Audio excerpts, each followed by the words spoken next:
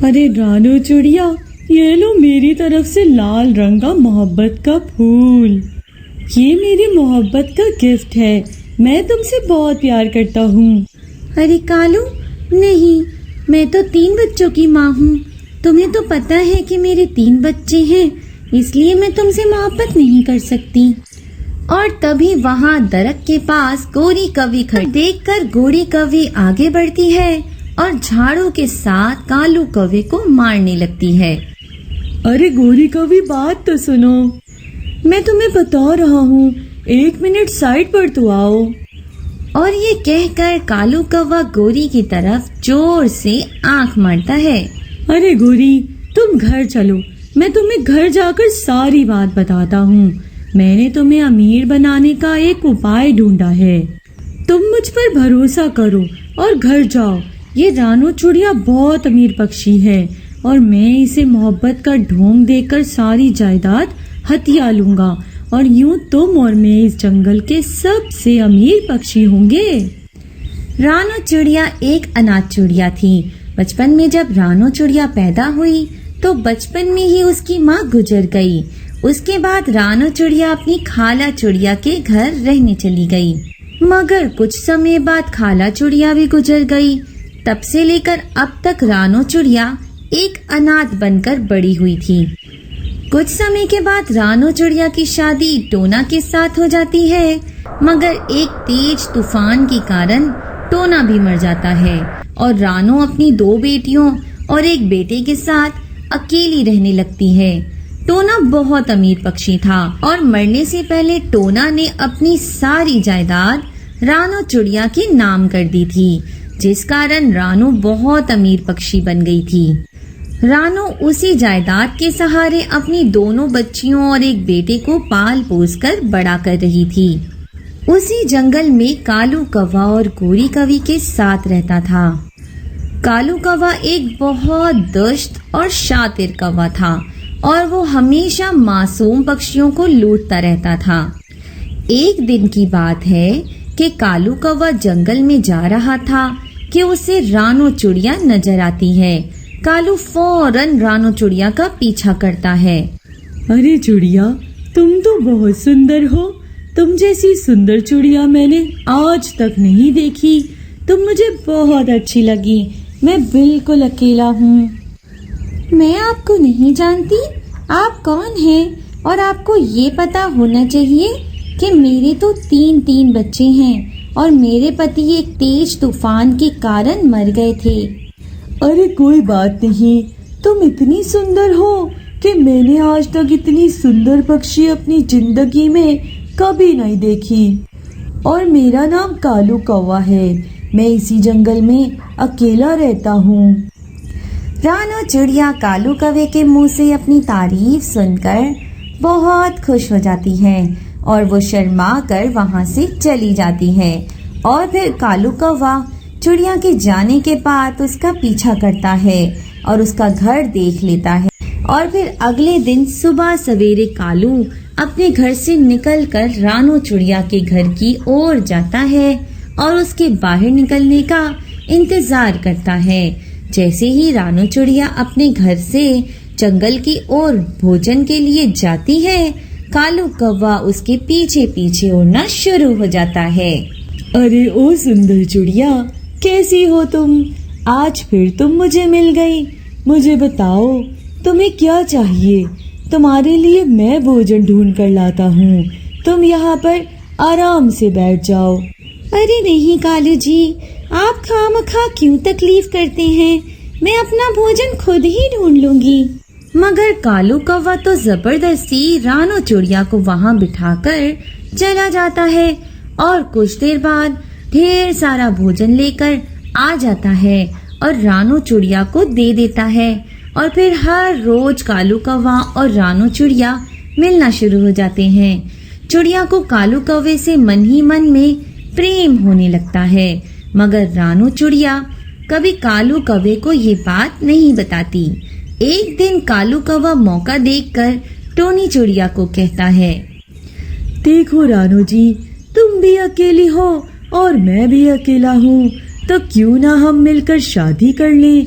और इस तरह तुम्हारा और मेरा जीवन सुख और शांति से गुजरेगा और तुम्हारे बच्चों को मैं अपनी औलाद बना कर रखूंगा।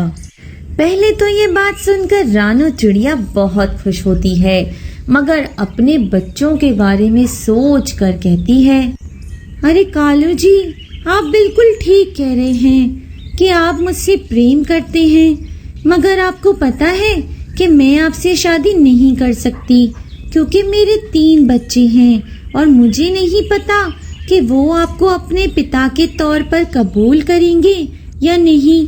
अरे रानू जी, तुम फिक्र ना करो, तुम और मैं मिलकर बच्चों को मना लेंगे और हम उनको इतना प्यार देंगे कि उनको कभी माता और पिता की कमी महसूस ही नहीं होगी। ये कहकर कालू कौवा लाल रंग का गुलाब रानो चिड़िया को देता है, परंतु दूर खड़ी गोरी कौवी ये सब देख रही होती है।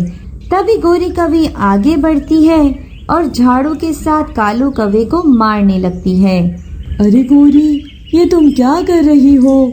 तुम एक साइड पर आओ और मेरी बात सुनो। ये कहकर कालू कौवा गोरी की तरफ जोर से आंख मारता है। अरे गोरी, मैं तुम्हें बहुत अमीर बनाना चाहता हूँ। मेरे पास तुम्हें अमीर बनाने का एक उपाय है। तुम घर चलो, मैं रात को आकर तुमसे बात करता हूँ और तुम मुझ पर पूरा भरोसा रखो और अब घर जाओ। गोरी कौवी जब से कालू के साथ शादी करके आई थी, तब से गोरी ने एक दिन भी पेट भरकर भोजन तक नहीं खाया था, क्योंकि कालू कौवा एक आलसी और बहुत गरीब पक्षी था। अमीर होने का सुनकर गोरी लालच में आ जाती है और चुप करके घर की ओर चली जाती है। कालू जी, ये कौवी कौन थी और तुम्हें क्यों मार रही थी? अरे ये हमारी पड़ोसन है और उसने समझा कि मैं तुम्हें छेड़ रहा हूँ, इसलिए ये झाड़ू लेकर मुझे मारने लगी। अब तुम घर जाओ, हम कुछ दिनों में शादी करके अपना घर बसाएंगे।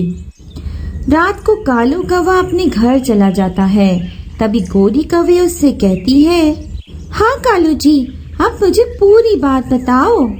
देखो गोरी, वो चिड़िया बहुत अमीर है और उसके पति ने उसके नाम पर बहुत सी जायदाद छोड़ी है। अब मैं उस चिड़िया को अपने प्रेम के जाल में फंसाकर सारी जायदाद हथिया लूंगा और यूं तुम और मैं जंगल के सबसे अमीर पक्षी बन जाएंगे।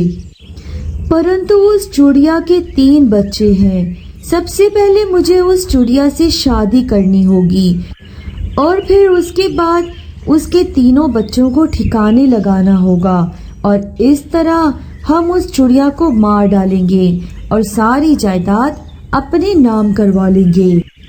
अमीर होने की लालच में गोरी कौवी भी लालच में आकर बहुत ज्यादा खुश हो जाती है। कालू जी, फिर ऐसा करेंगे कि शादी की रात टोनी चिड़िया के 3 बच्चों को एक कमरे में कैद कर देंगे और उसके बाद उन 3 को हम एक कीमा वाली मशीन में डालकर काट डालेंगे और तुम रानो चिड़िया को उसके बच्चों की धमकी देकर जायदाद अपने नाम अंगूठा लगवा लेना। अगले दिन रानो चिड़िया अपने बच्चों को बताती है कि वो और कालू जी एक दूसरे से बहुत प्रेम करते हैं और वो दोनों बहुत जल्द शादी करने वाले हैं। प्यारे बच्चों, देखो, हम 1-2 दिन में शादी कर लेंगे, परंतु तुम तीनों मेरे लिए अपने सगे बच्चों से बढ़कर हो और मैं तुम्हें एक पिता से भी बढ़कर ज्यादा प्रेम दूंगा।